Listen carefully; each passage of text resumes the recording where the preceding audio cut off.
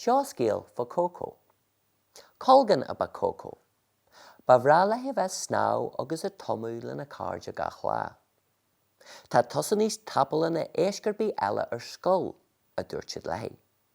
Bhí cócó ansáasta. Ach, nuair a bhog sí go teach nua ar an taobh-thír den charraig, bhí ar cócó freastal ar scoil eile. Deannaí TUILLEADH cairde nua ar sa mamaí. Ach, ní raibh cócó go cinnte cíarna. Céir de dhéanamh me mar a mbíonn siad go deasla mar sí. Cén fánach méid is deaslat ar sa mamaí? Éis có cairde leatsa. Tháinig cócó agus mamaí go fada leis an scoil. Bé gach rud a gceart a theiscí ar sa mamaí agus í a tuairt crí mór isteach de cócó. Fan go bheici tú. Ach, nuair a ná cócó isteach sa rang, ba léir nach raibh gach rud a gceart. Tá sí go mór. Tá sí có fada. Tá sí có géir ar san na héasca eile. Thig cócó ar a buinte gur a caint faoin na srón a bhí siad. Seo í cócó ar san múinteoir. Is colgan a í. Ach, níor casú colgan ar na héasca eile riamh hana. Nach bhain do shrón sa bhealachart is tú a sprí ar siad. Ní hAon ar sa cócó as í a gaire. Ach, ní raibh na héasca eile a gaire. Bheaga sprí le cócó ar san múinteoir le na héasca eile ag am sosa. Céirt bhí cléithe imigí a bhualach. Ach, bhí srón cócó ro mhór. Bhí si a gobu amach as gach pol hí na héasca eile a gaire fuhaí. Céirt bhí cléithe cisfeile ar sa cócó. Ach, bhí srón cócó ro ada. Ní raibh na héasca eile a nonan líthreid a bhaintí. Ní raibh siad pegsáasta. Céirt bhí scipal ar sa cócó. Ach, bhí a srón ro dhéir. Dhear sí an rópa ina gá chuid rud a chur uafas ar na héasca eile. Is maithe bhí sogin go bhuithe de shrón mhór ada géir sa bhealach ar siad. Ní hastíonn uainn spríleat ní smó, agus ná siad a bhádúthaí go dtí an taobh eile den chlós.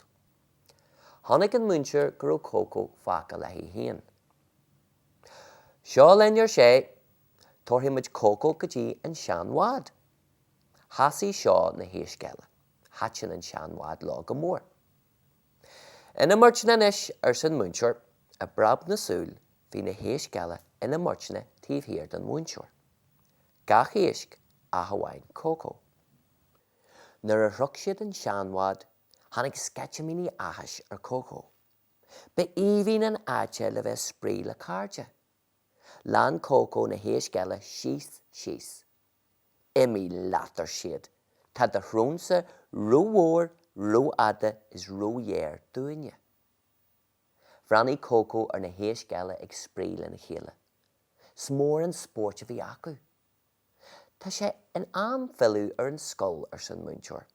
Ina mórtina inis, ní raibh Jeffar bí ar cócó. Dan sí siar chun Jerry. An sin, tháinig cócó rudig an mór leathan a teachta nuas ó mhar an isce.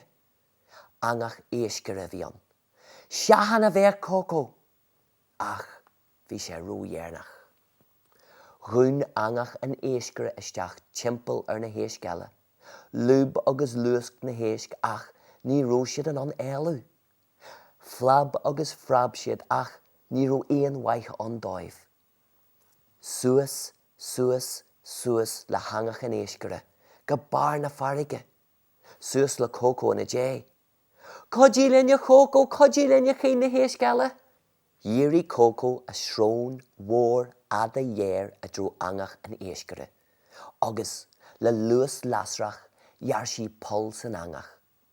Amach le na héasc cion inné a chéile. Hurrá ar san múinteoir, habhfuil cócó sin. Hurrá ar san na héasc eile. Tá an bhrón ar ein gró mar granna le a cócó ar siad. A méid tú sásta sprílinn ar ríis? Bé cinse ar sa cócó. Agus tá agamsa an cléithe a imras muid. Haispean cócó dóibh conna snáw mar dhéanann colgan. Tá tosa níos tapal na éiscirbí eile ar scoil a dúirt na héasca eile. Bhí cócó ansáasta. Ba bhreá le hí a bheith snáú agus a tomú lena cairde nua.